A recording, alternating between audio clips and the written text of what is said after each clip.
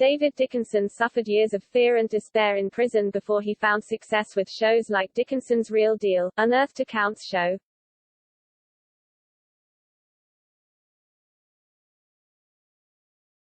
The much-loved presenter, who has been a fixture of daytime television for decades, turns 80 years old today. Mr. Dickinson found success in the noughties with hit BBC show Bargain Hunt before making the switch to ITV in 2006 to host daily antiques show Dickinson's Real Deal. The TV star was an antiques salesman before a chance meeting with a BBC producer at a barbecue led to a two-part documentary about Mr. Dickinson preparing for an antique show at the Olympia.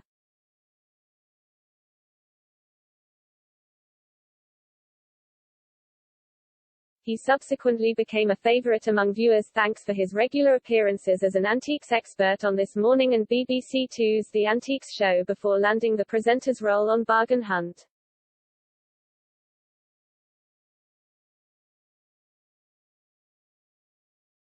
However, before his television success, Mr. Dickinson served 3 years of a 4-year prison sentence for mail-order fraud at just 19 years old.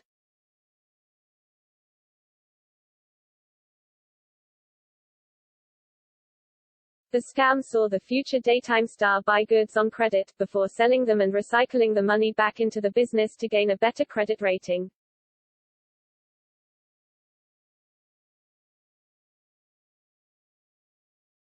He was charged with conspiring with others to defraud several firms in a 2-week trial at Manchester Crown Court.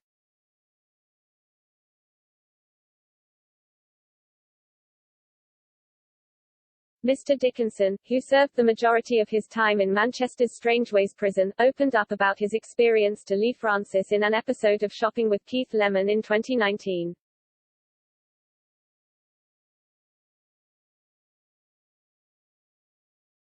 He said, "And then as I got older, I got involved, because I was a bit of a cocky little bee *******. I got involved in fraudulent type activities and got sent to prison.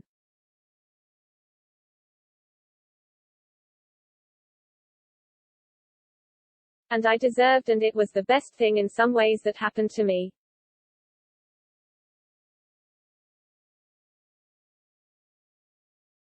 It wasn't short and sharp. I was there for about 3 years, but that put the fear of God into me and I didn't want any more of that.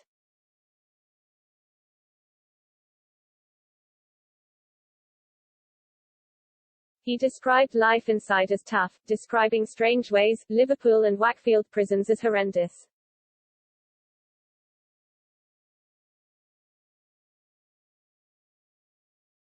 He said he wanted to say to young people, "Don't go the wrong way, it'll be ****** your life up."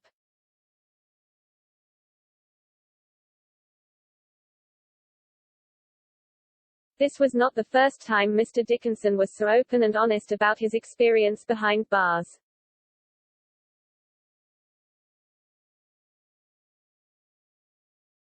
In 2003, he spoke of the despair and fear in prison.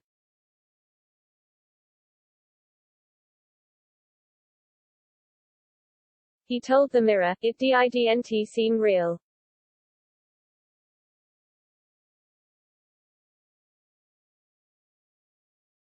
In those first days, shock was the overriding experience, then, gradually, I accepted this was my own fault.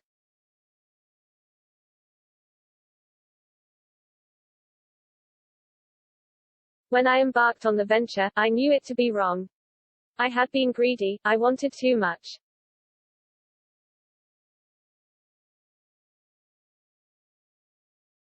I hated every moment, but I knew I had to get through. I vowed I would never do anything to put myself back in this position."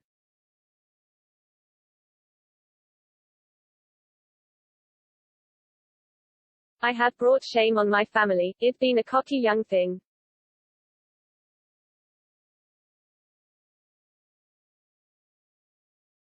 The Dickinson's Real Deal star was locked away with murderers, gangsters and spies, including Peter Kroger, the Briton who spied for the Russians in the 1950s and stole atomic secrets.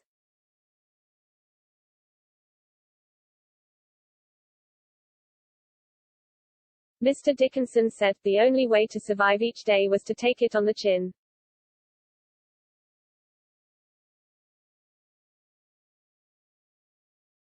It was like facing the bullies at school, but far worse. Every day there was a new dragon to defeat.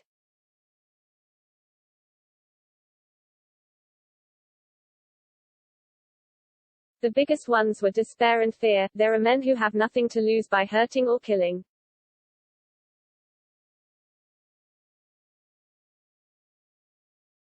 Like other white-collar criminals, Mr. Dickinson was sent to work in the prison canteen and spent his earnings on chocolate and stamps.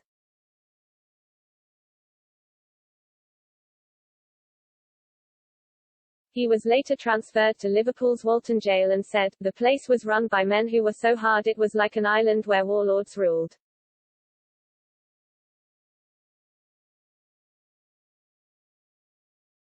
At the top of the prison hierarchy was the criminal elite.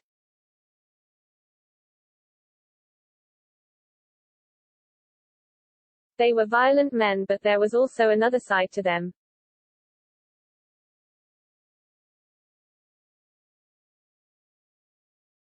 Many had come from generations of criminals who had always lived outside society.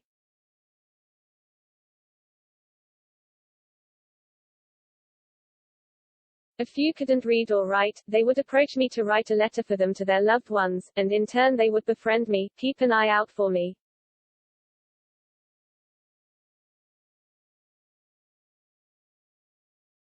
Oddly enough, it was against their code to pick on weaker men. In their language this was a liberty.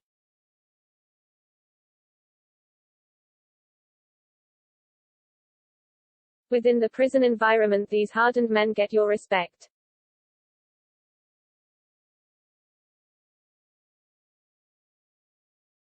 I learned to mind my own business and I vowed when I got out I would leave it all behind me. I went to the library, got books, started to study.